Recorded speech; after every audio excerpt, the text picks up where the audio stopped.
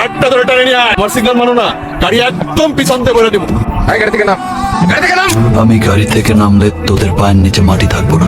Sir, ও গাড়ি থেকে নামলে আমাদের পায়ের নিচে মাটি থাকবো না। পায়ের নিচে মাটি থাকবো না, মাটির নিচে গাড়ি ফেলাবো।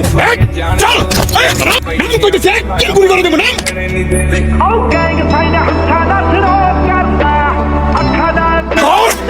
একদম গুলি করে দেবো।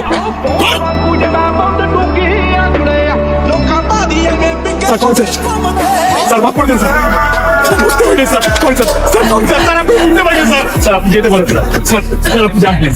রাস্তা ক্লিয়ার কর, রাস্তা ক্লিয়ার কর, রাস্তা ক্লিয়ার কর। যার জন্য ঢাকা শহরের এতগুলো পুলিশ আমরা একত্রিত হলাম, তাকে আপনি স্যার স্যার বলে ছেড়ে দিলেন কেন? সে কে?